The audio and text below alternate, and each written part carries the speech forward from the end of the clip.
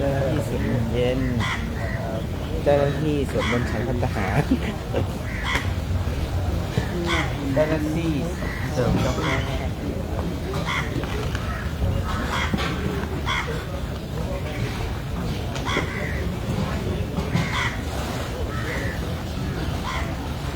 เขาขึ้นมา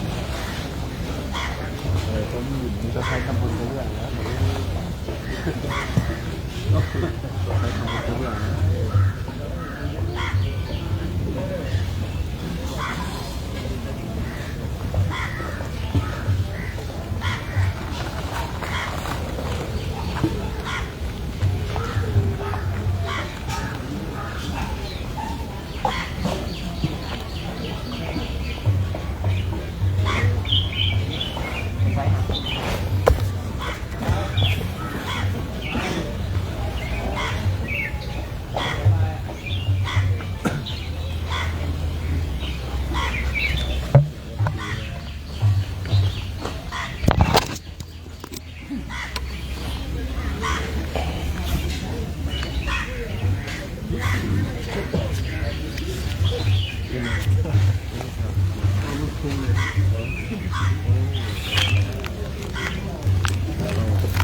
คือดินสมทีวัดซึ่งท้องแสบไป50ก็คือ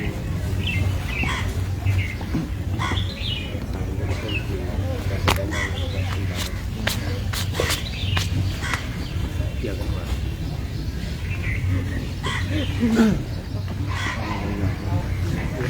เกี่ยวนิดนึงกันว่าเกี่ยวมันจะได้บุญกัน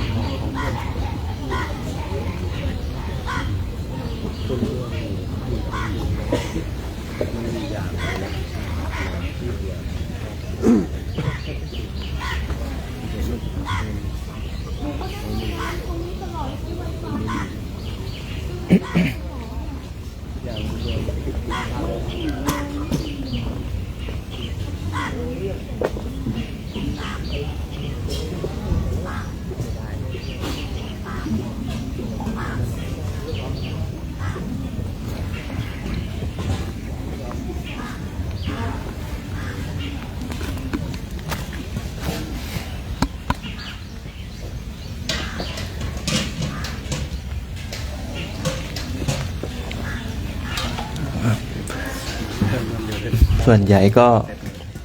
พร้อมกันแล้วนะครับ เดี๋ยวเราสวดมนต์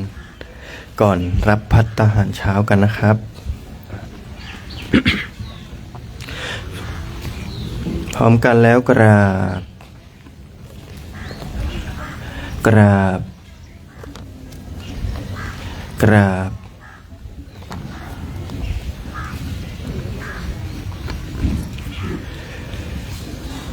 โยโสภะคะวะอะระหังสัมมาสัมพุทโธพระผู้มีพระภาคเจ้านั้นพระองค์ใดเป็นพระอรหันต์ตรัสรู้เองโดยชอบแล้วสวากขาโตเยนะภะคะวะตาธัมโมพระธรรมคือศาสนาที่พระผู้มีพระภาคเจ้านั้นพระองค์ใด ตรัสไว้ดีแล้วสุปฏิปันโนยัสสะภะคะวะโตสาวกสังโฆพระสงฆ์คือผู้ทรงธรรมวินัยซึ่งเป็นสาวกของพระผู้มีพระภาคเจ้านั้นหมู่ใดเป็นผู้ปฏิบัติดีแล้วธัมมายังภะคะวันตังสัทธัมมังสัสสังฆังอิเมหิสกการะหิยะถาระหังอาโรปิเตหิอภิปูชยามะข้าพระเจ้าขอบูชาอย่างยิ่งซึ่งพระผู้มีพระภาคเจ้าพร้อมทั้งพระสัทธรรมและพระอริยสงฆ์เจ้าทั้งหลายด้วยเครื่องสักการะเหล่านี้ข้าพระเจ้าได้ยกขึ้นประดิษฐานไว้ดีแล้วใน